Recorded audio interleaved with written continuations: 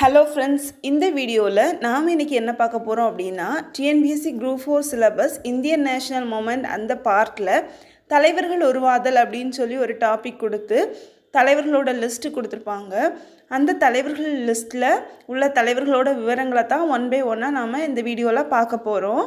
இன்றைக்கி முதலாவதாக பார்க்கப்படக்கூடிய தலைவர் வி.டி. சாவர்கர். இவரோட காலம் 1883 முதல் 1966.